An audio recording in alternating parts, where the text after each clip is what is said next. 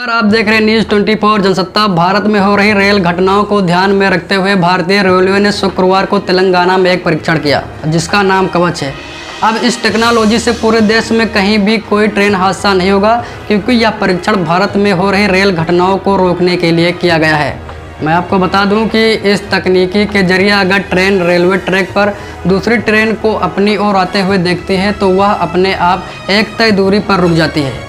यही नहीं, जब ट्रेन के भीतर लगा डिजिटल सिस्टम किसी मानवीय गलती को ट्रेस करेगा तो भी ट्रेन अपने आप ही रुक जाएगी। तो आपको बता दें कि अगर ट्रेन चल भी रही है और लाल बत्ती के बावजूद कोई एकदम से रेलवे ट्रैक के सामने कूद भी जाता है या फिर कोई अन्य तकनीकी खामी ट्रेन के संचालन में नज़र आती है तो कवच उसे अपने आप ही रोक देगा। ये बड़ी खबर कह सकते हैं, क्योंकि परीक्षण के दौरान ट्रेन में केंद्रीय रेल मंत्री अश्विनी वैष्णव भी सवार थे और दूसरे इंजन में रेलवे बोर्ड के चेयरमैन भी। ट्रेन को 160 किलोमीटर घंटा की रफ्तार से एक ट्रेन और एक इंजन को एक ही पटरी पर आमने सामने चलाया गया और जैसे ही 380 मीटर की दूरी पर दोनों के बीच आए वैसे ही टेक्नोलॉजी कवच ने उसे रोक दिया।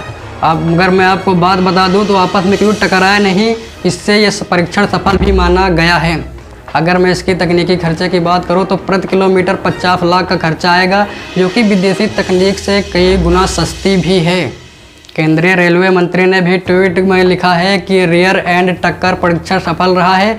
कवच ने अन्य लोकों से 380 मीटर पहले लोक को स्वचालित रूप से रोक दिया है। तो यहाँ पर बात हो रही कवच की, जो कि बहुत ही बेहद टेक्नोलॉजी है।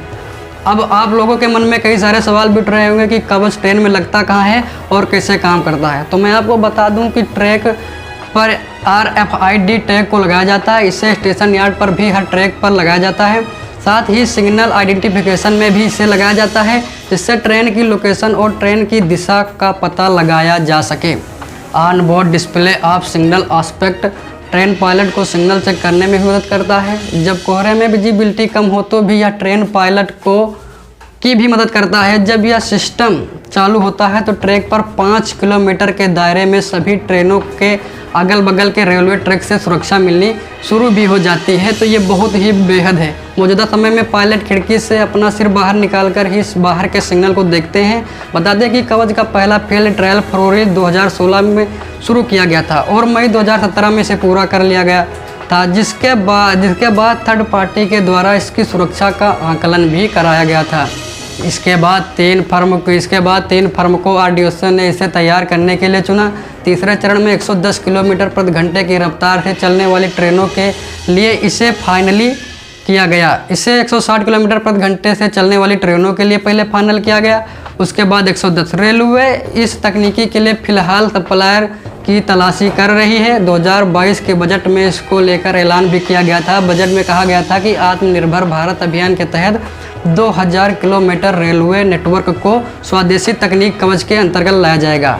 फिलहाल कवच को 1098 रूट किलोमीटर पर दक्षिण सेंट्रल रेलवे में लगाया गया है। इसे आगे दिल्ली मुंबई, दिल्ली हावड़ा कॉरिडोर में भी लगाया जाएगा, जिसकी कुल दूरी 3000 किलोमीटर होगी। इसे मिशन रफ्तार प्रोजेक्ट के तहत लगाया जाएगा, जहां ट्रेन की रफ्तार 160 किलोमीटर प्रति घंटे होगी। अधिकारियों ने बताया इसके लिए टेंडर भी निकाले जा चुके हैं और जैसे ही टेंडर पास होता है इस पर भी काम होगा। तो आई होप आप लोगों को कवच समझ में आ गया हो। कवच ट्रेनों में कहाँ लगता है और किस प्रकार ये काम करता है, मैंने वीडियो में सब पूरी जानकारी आपको बता दी। अगर आपको कहीं भी समझ में ना आया हो तो आप कमेंट बॉक्स में ज़रूर बताइएगा और वीडियो को ज़्यादा लोगों तक शेयर कीजिएगा। और ये कवच किस तरह से काम